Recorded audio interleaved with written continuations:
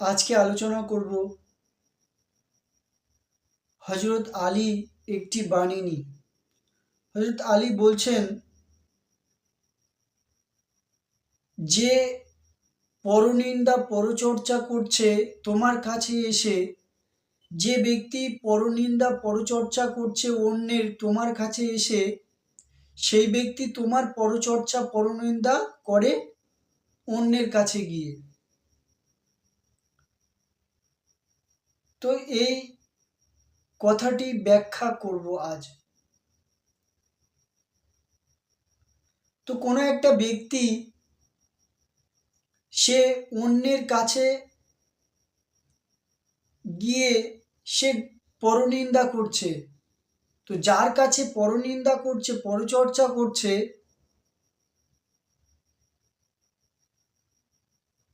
সেই ব্যক্তি কান খাড়া করে শুনছে। কি পরচর্চার গল্প করছে? যে অন্যের বউ ঠিকমতো ব্যবহার করে না, থালাবাটি মাজে না, অন্যের স্বামী গাঁজা খায়, চুল্লু খায়,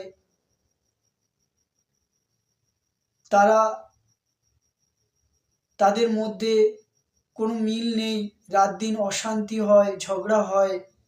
তুমি এইসব গল্প কি করছো? তুমি শোনাচ্ছ যাকে, সে কিন্তু মন প্রাণ দিয়ে শুনছে। তুমি ফালতু আলতু যে পরনিন্দা করছো, পরচর্চা করছো অন্যের, যার কাছে গিয়ে সে কিন্তু বারণ করছে না যে তোমাকে, যে তুমি অন্যের পরনিন্দা পরচর্চা আমার সঙ্গে করো না। তো তোমাকে যে গল্প, যে পরনিন্দা পরচর্চার যে গল্প শোনাচ্ছে, সেই পরনিন্দা পরচর্চার গল্প শুনে তোমার জীবন উন্নত হয় না। তোমার ভিতরের যে কাম, ক্রোধ, মোহ, হিংসা, এগুলো কমে না। যে ফালতু আলতু গল্প, যার কোনো মূল্য নেই, অর্থহীন, এইসব ফালতু আলতু গল্প, পরনিন্দা পরচর্চা তোমাকে শোনাচ্ছে এবং শুনিয়ে তোমার অহংকার, তোমার হিংসা, কামনা, বাসনা এগুলোকে আরো মোটা করছে।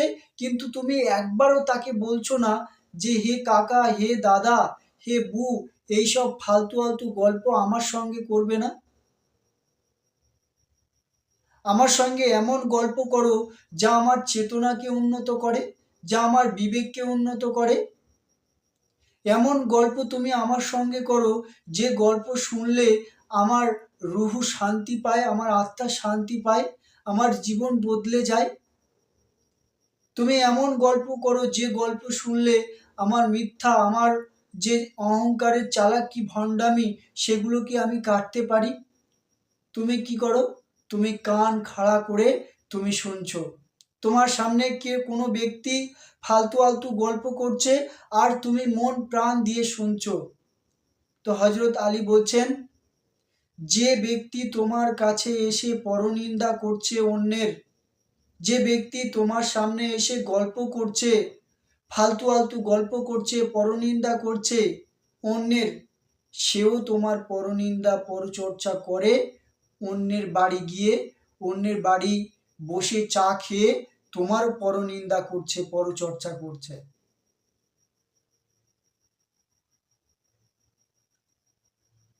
কোনো কোনো একটা ব্যক্তি তোমার সামনে এসে গল্প করছে যে অন্যের স্বামী অসৎ পথে ইনকাম করে, অন্যের ছেলে এখানে ওখানে ঘুরে বেড়ায়, ফালতু আলতু কাজ করে, অন্যের মেয়ে সারাক্ষণ ফোনে আলতু ফালতু ছেলের সঙ্গে গল্প করে, প্রেম করে, প্রীত করে। তোমার সামনে এসে গল্প করছে যে কোনো একটা ছেলে সে ঘুষ নিয়ে চাকরি পেয়েছে, সে ঘুষ খায়, অসৎ পথে ইনকাম করে, গাঁজা খায়, চুল্লু খায়, অন্যের বউ ভালো না, অন্যের বউ ভালো ব্যবহার করে না, রাত দিন তাদের মধ্যে অশান্তি, স্বামী স্ত্রীর মধ্যে, এইসব ফালতু আলতু গল্প তোমার সামনে এসে করছে, আর তুমি চুপচাপ শান্ত হয়ে চা খাচ্ছ আর শুনছো এইসব ফালতু আলতু গল্প। যে গল্প আমাদের জীবনকে চুল পরিমাণ উন্নত করে না, এই রকম ফালতু আলতু গল্প তোমার সামনে এসে করছে, তুমি একবারও বারণ করছো না, তুমি একবারও বলছো না যে হে বউ, হে কাকা, হে ভাই, হে দাদা, হে খালা, এইসব গল্প আমার সামনে করো না।